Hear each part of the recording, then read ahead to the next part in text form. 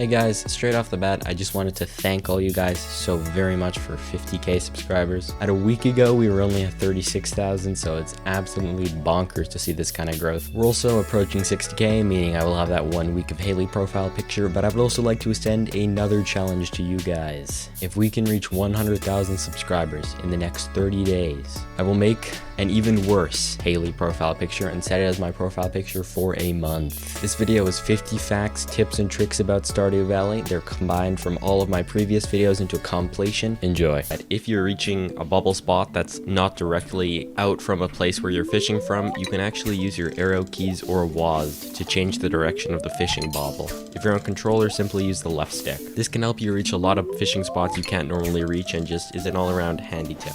So, in the early game of Stardew Valley, money is pretty critical. I mean, even in the end game of Stardew Valley, it's critical. You use it to buy pretty much every item you could possibly think of. The return scepter, potato seeds, anything like that. However, in the early game, when you are pretty low on money, you should not just be randomly selling every item you get willy-nilly, because you never know when you might need said item. For example, just don't sell fiber or sap. There's just no need. They sell for practically 0 gold. There are some decent recipes later on that you can use them with, like fiber seeds if you want to craft other things, and for sap, you can use it for fertilizer. So those are just 2 smaller examples for the early game, but basically just don't sell everything. Keep at least 1 copy of every single item you find. That way, in case you need it, you don't have to go hunting around for it for hours. So if you're like me, you've never really thought about field snacks before. You just kind of sometimes find them in a trash bin and eat them or whatever, but they're actually really decent food for early game. They take a acorn, a maple seed, and a pine cone to craft, so 1 of every acorn, and when you craft it, it'll give you a field snack. You unlock it at foraging level 1, so it's super easy to get. You can normally get that day 1, and it gives you 45 energy, which is enough to basically chop down 2 more trees. So a decent amount. You know, they're not amazing, but if you ever need a tiny bit more energy, and you're probably gonna have some acorns around, and if you can't, you can just collect them around their farm, and you can do some more stuff with that pretty easily. So this is a bit more of a beginner tip, but I think it's still handy for everyone just to know in case you start a new farm. So in the early game, energy is pretty scarce. You kind of run out of it really quickly just doing a few actions, but when you level up a skill, as in, I don't know, harvest enough parsnips to level up,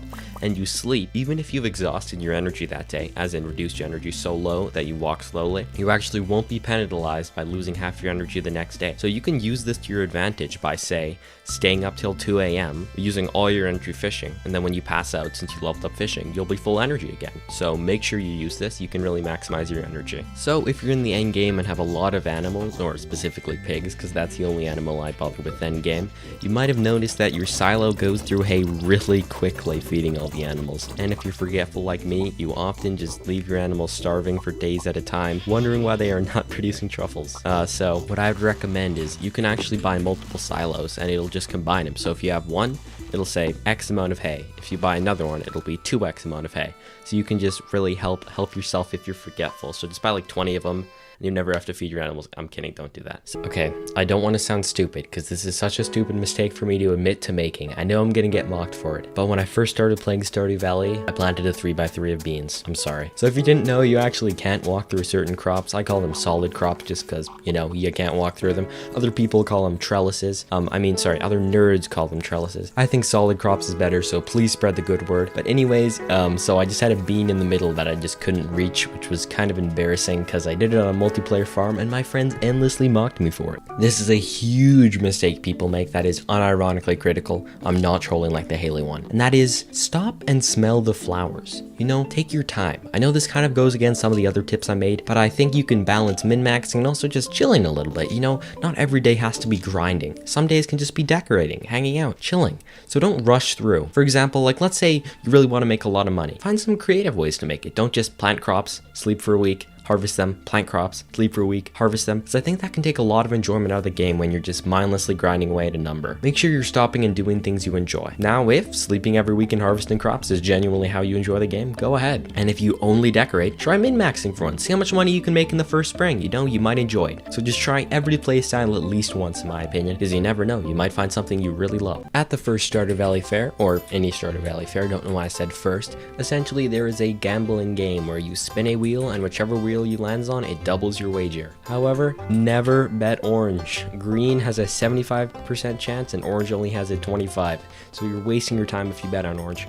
always bet on green. If you watched a video a while ago where I placed a ton of crab pots and saw how much money I would make for them, you noticed that I complained a lot during the video about picking up crab pots while I was harvesting. Well, I did not know at the time, but I could actually just hold bait. That would stop me from picking them up. I really wish I knew that because I was agony filming that video. If you're a relatively new player and you don't feel super comfortable doing really big deep runs in the Skull Caverns yet, but you still want to get your hands on some of that sweet iridium for some tool upgrades, you can actually just farm the big slimes on earlier levels of the Skull Caverns. It's really not super efficient since they only drop a little bit per, but it's better than nothing, and if you can pull it off, it's also really good combat XP if you're struggling to level it up. We're going to tackle a couple of myths up ahead for a minute. So the first myth is that Pierre and the shipping bin sell for different prices. This is false. They sell for the exact same amount of gold. I normally use the shipping bin just because it's easier, but if you really need gold right now, right here, then you can head over to Pierre and sell it for the exact same price. Don't worry. Another common myth is that luck from daily luck and luck from eaten foods actually influences the arcade games, Junimo Kart and Prairie King.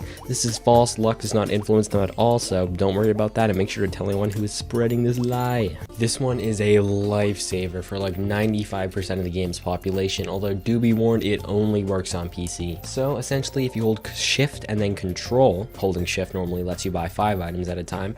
If you continue holding shift and also hold control, you can actually buy 25 items at a time, so 5 times faster than before. You can tear through wood, stone, huge purchases of coal, iron, etc. It's amazing. Best quality of life update of all time. If you've been watching my streams for a while, or you just happen to notice it in the gameplay background of some of my videos, if you notice me eat food like really quickly, as in pull out the food and within like half a second have it eaten without even having clicked on the yes prompt, it's because on PC you can actually press the Y key on your keyboard to automatically press yes to any prompt. You can also press escape to do no to any prompt. Insanely useful, saves me so much time. This tip is in a similar vein as the previous one, but if you press C, it'll actually swing your sword for you, so it's not super useful. But if you're trying to avoid clicking for whatever reason, this is a good way to not click, I guess. It is pretty nice though when you're doing the hammer combo, because the more you click, the more attacks you get in.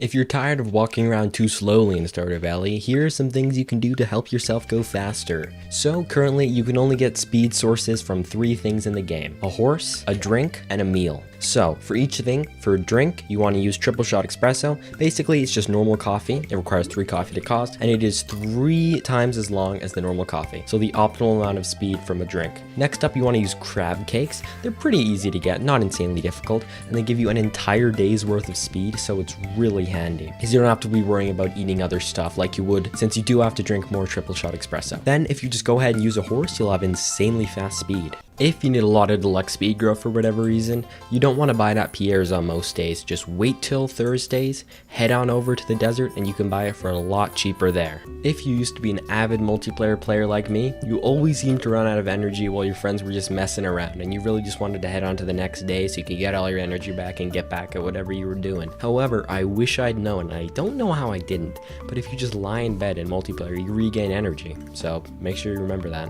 If you're big into artisan goods like me, then here's a tip you need to know. So you're obviously growing a lot of crops, right? And when you harvest crops, you have a chance to get normal quality, silver quality, and gold quality crops. Even iridium if you have some farming food going, but I'm gonna pretend that doesn't exist because basically no one actually uses that. Now, you might be putting gold quality crops into your kegs or jars because you might be thinking, hey, it's a higher quality one, so I'll get a higher quality artisan good, right?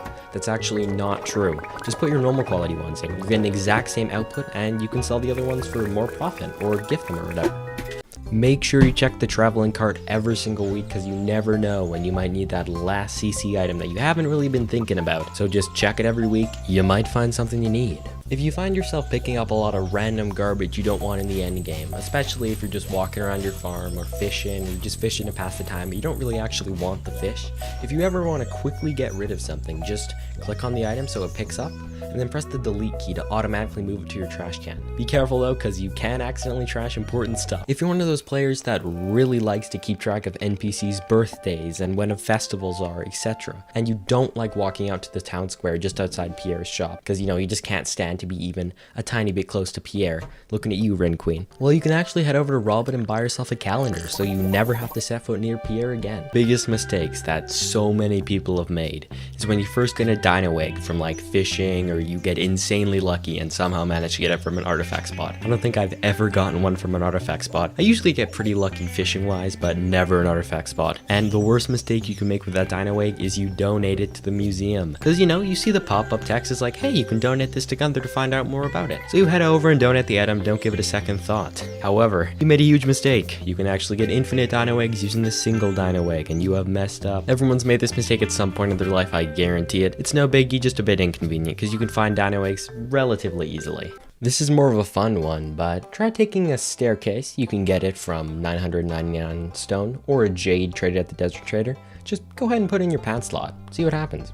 This is kind of a general all-purpose tip, not super specific, but it's basically just saying keep one of everything. You never know when you're going to need something. Chests are cheap, they're only 50 wood, that's like 500 gold in year 1 at Robin's, or like 3 trees. So just keep everything. You never know if you might forget a bundle if you're new to the game, or if you just have a quest and you need to deliver an item to an NPC. So just hang on to at least one of everything, just kind of a general tip.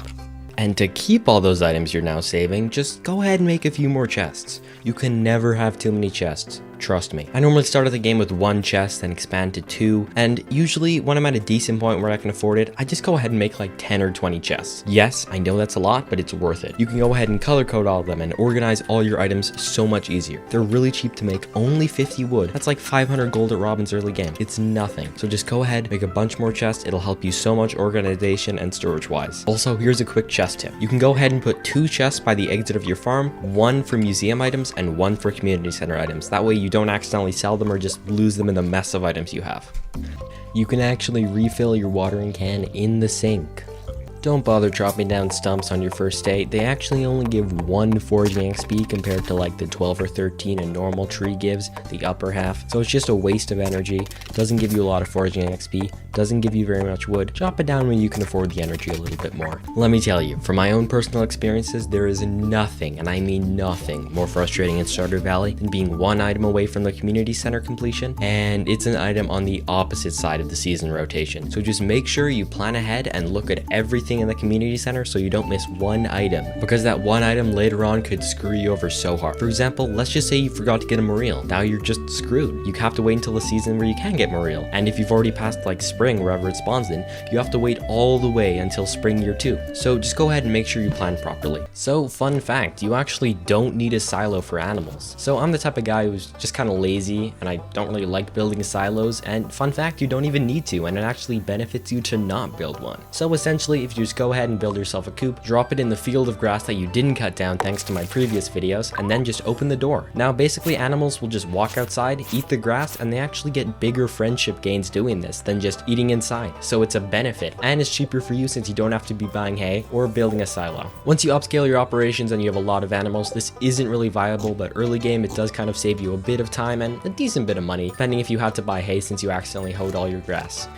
Now, you know how everyone always says that love is priceless? Well, they are very wrong. Dating some people can be extremely expensive. Some people's loved gifts include valuable crops that cost a lot of money, or for example, salad. I always go bankrupt buying salad for Leah. It's kind of a poor financial choice, but I think it's worth it. So basically what I'm saying is, go ahead, chase that NPC if you want. Just keep in mind to keep your finances first. That way you aren't screwed when you inevitably need that extra 100 gold that you just spent on salad to actually buy the last crop you needed for the community center. Now we're heading into the territory of mistakes I didn't personally make, but I've seen other people make. So when you find your first ancient seed, you donate it to the museum and you go and think, I wonder if I should plant this ancient seed. And you think, well, no, what if I can't get another one? I'm gonna save it. Obviously, this is a huge mistake. You don't want to do it. Ancient seeds aren't insanely difficult to find. You can find them pretty easily just farming bugs on the earlier floors of the mine. So if you do end up losing it, you can get another one without a huge amount of hassle. And when you do plant your ancient fruit, assuming you planted it before it dies, you can get at least 1 fruit out of it. Once you reach farming level 9, you can just put that fruit into a seed maker and get a bunch more ancient seeds. So basically just plant the ancient seed as long as you're not too far into the year, because if you do plant it before it can fully grow, it will die and you won't get an ancient seed, which again isn't a huge disaster, but it is a mild inconvenience. This is another one in the similar vein as the previous one. It's basically when you find your first prismatic shard. You know, you're super excited, and once again you see that donation text, you know, little monkey brain's like, oh, I should donate it. Awesome. So you head over and donate it, and you know, it's not a crippling loss. You can find them relatively relatively easily, but I've seen some pretty unlucky people only get one during their entire save, so they're kind of stuck without galaxy weapons. If you're stuck in this situation, just do a lot of skull caverns. You'll eventually get lucky if you head to deeper floors.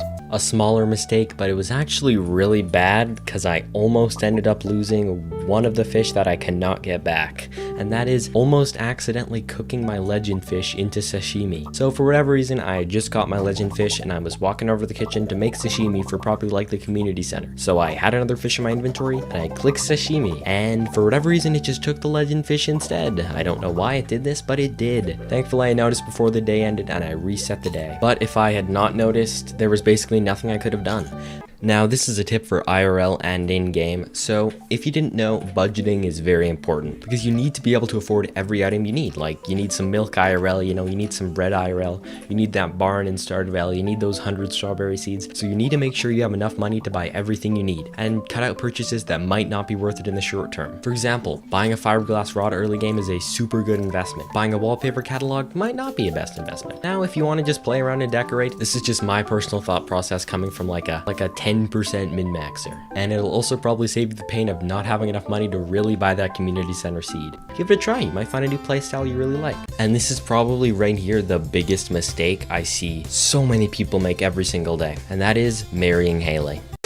If for whatever reason you don't want your June mode carts that you just set up to harvest all those fancy solid crops you just planted, there's actually a setting inside of them to turn off harvesting. So something I didn't know until I was doing some research for this video, so super cool. This is a mistake again I'm guilty of, and that is just chopping every single tree on my farm so no more trees are there. This is a mistake because you really need wood, and the best way to get wood early game, because you don't generally have a lot of money to spend on wood, is to chop down trees, of course. So you chop down your first layer of trees, you chop down every single tree on your farm. Okay, boom, I got tons of wood, everything I need to buy. Then later on, you need more wood. You head back to your farm. There's no trees to chop down. So please make sure you at least leave the stumps so more acorns can spawn, so you can get more trees and, get more wood. Or, just leave a few trees up because they do look nice and they can give you more wood.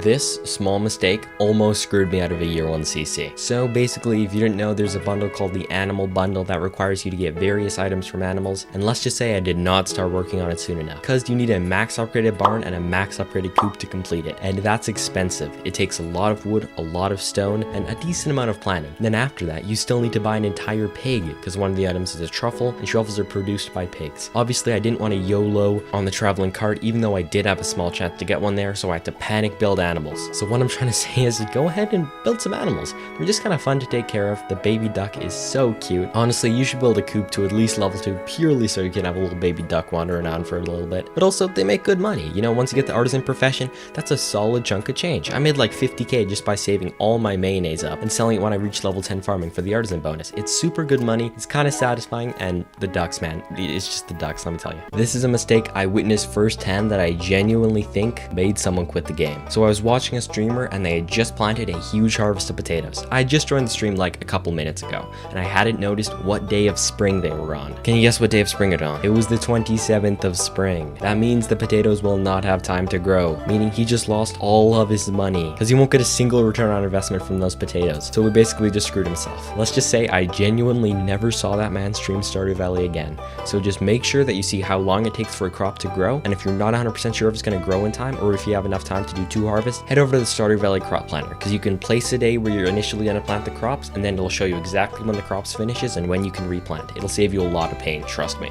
Backpacks in Stardew Valley are critical. I would genuinely go insane if I only had 12 inventory spaces, but some people just don't buy them even though the first upgrade is only 2,000 gold. That's basically nothing, that's like 1 potato harvest. Go ahead, pull the trigger, I think it's completely worth it. And you don't really need the 3rd backpack upgrade for ages. I normally don't buy it until like mid-end of year 1-ish, because it is 10,000 gold, which is kind of expensive when you're going for year 1 CC because you need every single penny, but it's definitely worth it when you can eventually afford to drop that money. This is another thing that probably won't happen to you, but I have heard it happen to other people. So basically, when they first go to the mines, they make it down a few levels, then they come back a few days later and they just don't notice the elevator, so they just don't end up using the elevator, which is obviously, it genuinely makes the mines impossible to complete unless you bring like hundreds of staircases, because you have to start at floor 1 every single day. So please make sure you're using the elevator. If for whatever 1 in a billion chance you're doing this right now, use the elevator. It's slightly up and to the left of the staircase. If by chance you just got your harvest of crops and you're like, hey, I'm gonna head over to Pierre's and buy some more seeds. And then you notice it's Wednesday. So please, if you have to get down to harvest like right now, otherwise you won't have time to do it, look at the date and see, hey, okay, my crops are gonna finish in 1 day, so I should buy the crops today because tomorrow Pierre's gonna be closed. This is more of a visual mistake and not really gonna affect your gameplay, but it triggers me so hard. So, you know, you're first making your character, you're putting your name, you know, Gug. Put in the favorite thing box, subscribing, because that's what you should do, because we're shooting for 100k subs in 2022. And then in your farm type, you put in, hey, what's a nice name? You know what, I'll do Parsnip Farm. So you type in Parsnip Farm. Then later on in the game, you've been playing for ages, and you notice that it's now Parsnip Farm. You don't know how you notice this, but it's agony and it's so unsatisfying and it triggers me every single time I see it so bad. This is another tree related one and just goes to show how important wood is because there's so many tips about trees in this video, and that is that you can actually plant trees basically anywhere on the map. Of course, you do have to be careful because NPCs can walk over trees, like Pam for example. She's unstoppable as shown by this TF video, but I like to personally plant them in the railroad, which unlocks on summer 4th, or down below my farm near Marnie's ranch because there's just so much space. I also generally tend to use the desert for tapping operations just because I don't go to the desert very often, so it doesn't get in my way like the other things would. And continuing on with NPCs destroying placed items, NPCs can actually destroy placed items if they walk over them. So basically each NPC has a path that they walk over every single day, and if you place an item where they're walking, you know, they could just walk around it. Instead they choose to just trample it and completely destroy it off the face of the earth. I remember losing a skeleton statue to this ages ago, and that was quite traumatic, to be perfectly honest with you, but I've got over it. I wish I hadn't remembered it because I'm actually getting quite sad right now. But basically, if you ever place some sort of chest or item or like an NPC chest setup anywhere across the map, double check on the wiki to make sure NPCs don't walk there because they will destroy your stuff and they have absolutely zero mercy. They will destroy anything and everything. Funny story, one time I had placed all my items in a chest at Pierre's because I needed to go buy a ton of something and I needed an empty inventory, and I came back and the chest was destroyed. Thankfully all my items were on the ground, but if I'd lost everything I would have cried. This is kind of a stupid one, but basically when you're planting crops, there's actually a pretty efficient way to do it that I embarrassingly enough did not know about for a while. Beforehand, I just kind of hovered my mouse over specifically every single tile I wanted to plant. It was kind of tedious and really actually quite annoying to plant stuff, but on one stream someone just mentioned, you know, you can just hold down right click and you can walk and it'll plant, right? And they were right. So essentially if you just hold down right click with your mouse, it can just be anywhere all over the screen basically. Hold down right click and walk over tilled tiles, it plants the crops. I really wish I knew this sooner because planting my fields upon fields of crops would have been so much easier. If you don't know about this, make sure you start using it. It makes planting crops so much easier. This is another tip for people like me who are insanely forgetful. So if you're like me, you probably have a lot of sheds set up that have a ton of kegs or preserve jars or whatever inside of them, and I always just forget to check them.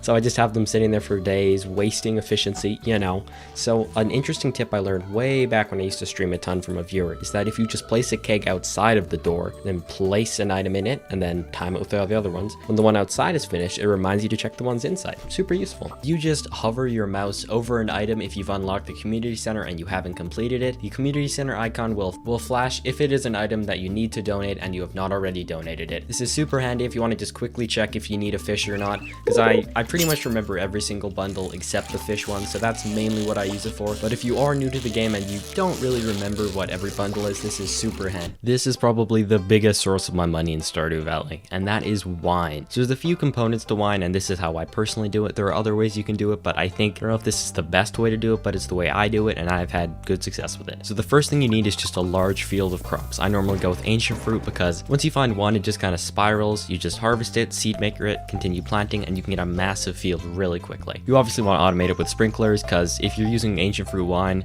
you're probably pretty late in the game, so you can afford that. After that, I normally build a bunch of sheds and fill them all with kegs. Kegs are kind of expensive to make at first. You need oak resin, copper, iron, and a bunch of wood, which is pretty pricey. Well, oak resin isn't really hard to get, just kind of annoying. That's why I normally prepare my oak resin long before I actually start doing this method, because otherwise I'm completely limited by that. So set up your oak resin early, then later on to get iron and copper, you can just buy coal, iron, and copper from Clint, and then you can go ahead and smelt that all. It is kind of expensive, and this does take a decent bit of money to set up, but it makes its money back really quickly, so you don't really have to worry about that. Obviously after that, you just harvest a bunch of ancient fruit, put it in the wine, and then sell it. You do of course need the artisan perk. The artisan perk is a perk you unlock after the perk that allows crops to sell for 10% more, and it boosts the price of artisan goods by 40%, which is insanely overpowered. This makes the method insanely more effective. I'd say roughly 40%. Crazy math, I know. Fun fact, it actually used to be 50%, but ConcernedApe nerfed it in the 1.1 update since it was just a tiny bit too overpowered. It still is kind of overpowered, but I think it's still pretty reasonable now. And yes, I'm only saying that because I abuse it. If you want to set up a keg empire because you just watched my video on how to make a ton of money and you plan on setting up ancient fruit, but you just spent all your money buying copper and iron to make said keg so you don't have any money to buy sheds, you can actually place your kegs all over the map. For example, Ginger Island, the quarry, the bus stop, even barns if you already have a barn lying around and you don't have a ton of animals in it. So you don't need sheds. I personally just use sheds for money making because they're a lot easier, since with the other designs you're kind of running all over the place since it's kind of jagged, I guess that's the best way to describe it. So this isn't as efficient harvesting and replanting wise, but it's still pretty good and better than nothing. Do keep in mind for certain areas though that NPCs can stomp all over your kegs and destroy them. If your farm is covered in grass and you don't want it to die during winter, here's a tip to help you get all that grass off the ground and turn it into valuable hay for animals. So essentially you need to get yourself a barn that is not at the max upgrade, can be a cooper barn that is not at the max upgraded level, and then you need to not feed your animals for a day, because when you walk up to the feeding thing and right click it, it gives you just enough hay to feed your animals, but when you fed your animals you can no longer take out hay. So basically you just empty your silo by taking out a bunch of food, and instead of feeding the animals you just keep them in your inventory. As soon as you've gotten all the hay out, go chop down all the grass till the silo is full again, then you come take out the hay again and rinse and repeat till it's all gone. You then have a bunch of hay to store just in a chest. You don't have to keep it in a silo. And once you do get an automatic feeding coop, you can just put the hay back in.